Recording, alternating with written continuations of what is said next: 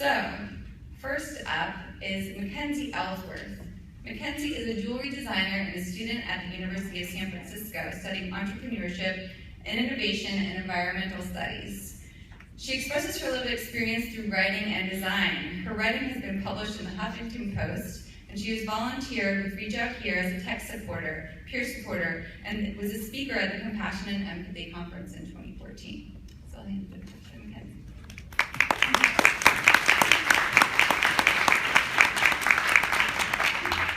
Well, good morning, everyone. I wanted to thank you all for being here, and I have to say that I've never been around a group of people who are so kind at this early in the morning. So, thank you. You're all so nice. And so many people said good morning, and they're perfect strangers, so good morning. So again, my name is Mackenzie Ellsworth, as it says on my fancy badge, and I wanted to start off with a little bit about myself this morning. I already had a beautiful introduction, but just to recap, I have a degree in jewelry design from the Fashion Institute of Design and Merchandising. I'm currently a student at the University of San Francisco. I'm obsessed with diamonds and will talk about them any chance I get. I listen to Beyonce on repeat. The only exceptions are Taylor Swift and Let It Go from Frozen. I love polka dots. My favorite color is red. And I love to talk. But something a lot of people don't know about me is that I have clinical depression.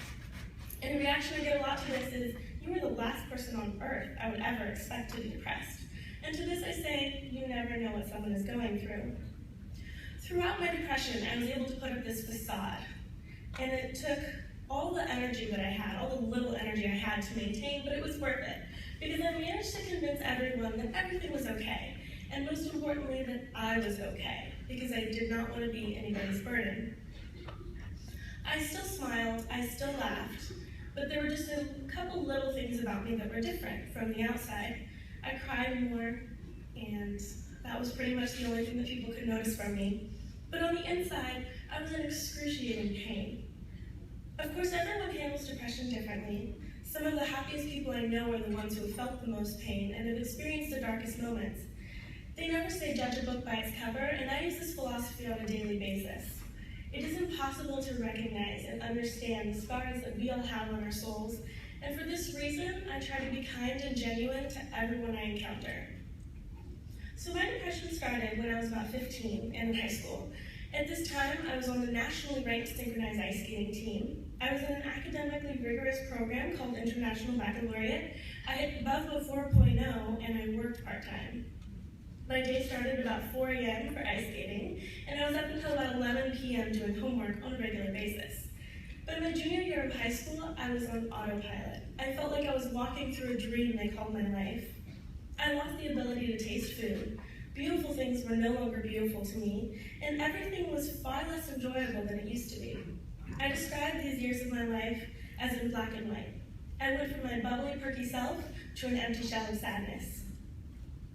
The only thing that remained consistent to me throughout this time was my love for jewelry.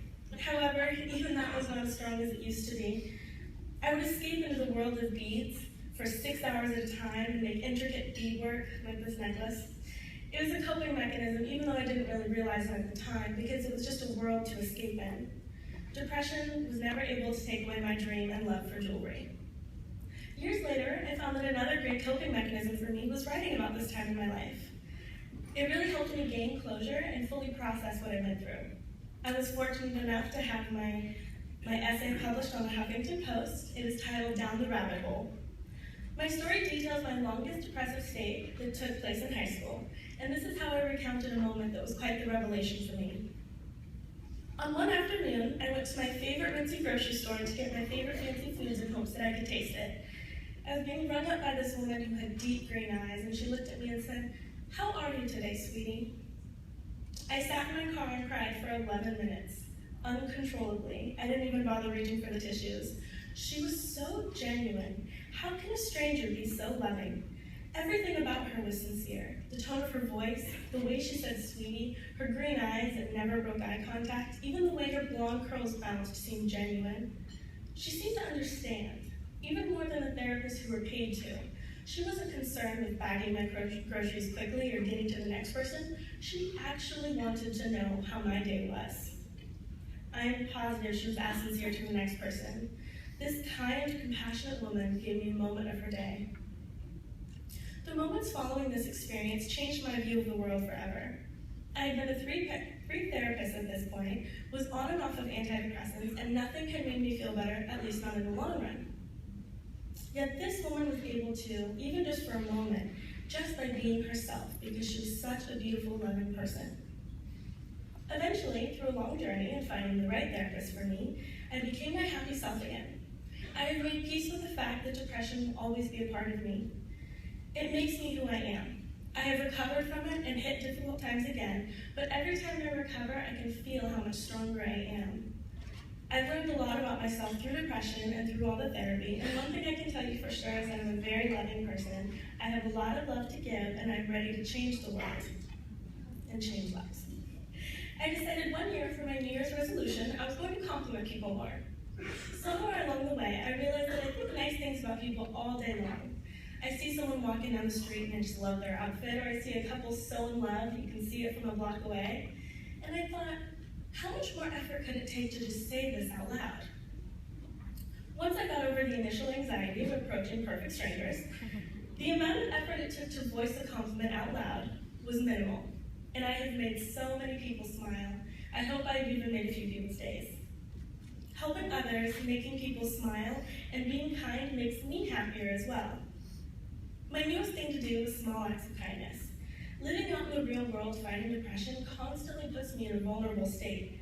My moods are so easily changed for better or for worse. And I started appreciating great customer service because it could make my day so much better. So I started writing notes and comments to managers telling them about their service, hoping to make their day. I currently work in retail, and I know when someone tells my boss that I'm doing a great job, it makes my week. I've had so many people who've gone out of their way to help me. For instance, on my birthday last year, I ended up crying in a restaurant alone, which is a whole other story. But the waiter was trying so hard to make me feel better.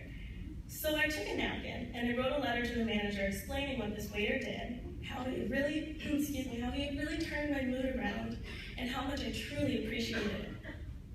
In October of last year, I applied and was accepted to become a Ractivist. This is a random act of kindness activist. Upon becoming, I didn't just make it up, I promise. Upon becoming a Ractivist, you become part of a group of people from all over the world who are together working to make the world a better place. Some people do big things like paying for strangers' meals. I, a starving college student, choose to do smaller things like always thanking the bus driver, writing notes to people where they can find it later, or even just talking to someone who looks a little lonely. During finals week of last year, I brought coffee to the library and I passed it out to anyone who needed it. I stood on a chair and offered it to everyone inside. They could just come rant to me about their finals if they wanted. And it was a pretty small thing, but you should have seen the smiles on those exhausted students' faces. Several months ago, I was one of the lucky few who was chosen to be a supporter for the ReachOut.com and Reach Out Here campaign. Just to clarify, that is a text supporter, not a text supporter, because I'm really not that good with computers. As a text supporter, I sat at a computer and waited for anyone ages 14 to 26 to text me about anything that was going on in their life. It was such an amazing experience. I was able to talk to these amazingly strong individuals who were reaching out and asking for help. I can tell you when I was depressed, I was not that strong. I am so thankful that these texters are. I know I can't help all of them and I can't change their situations, but I get to just be there. I'm not a therapist and I don't give advice, but I get to just show that I care and just be there for people like I've always wanted to do. I help in any way that I can, and you know what? Helping them helps me too. Listening to all these texters who have had the same emotions that I have, who've gone through similar experiences, makes me know that we are not all as different as we think we are. We all have our own unique experiences, of course, but the emotions we feel are so similar to everyone else's. When these brave souls open up and share their deepest thoughts, I just want to tell them it gets better. I promise you it can get so much better. When I was 16, a junior in high school, I was planning my suicide. And now 4 years later, I stand before you, stronger, happier, and in a place where I can help other people. I never stopped living my dream, or dreaming, and now I get to live my dream. Life can get really rough, and I hope I can just give someone an experience like the one the cashier gave me, because the opportunities are endless. We just need kindness and sincerity. If someone asks you how you are, be sincere. Maybe they can be the one to make your day better. If you have some time, maybe be the one to ask someone how their day is going, and really listen. You might be the one to change their life. Each one of us has so much more power than we realize. We can do so much for our world, and we can touch so many lives. The world is a very difficult place to live in, and it takes very small things to make it a better place. And when we all participate and help each other out, life becomes so much more beautiful. Thank you.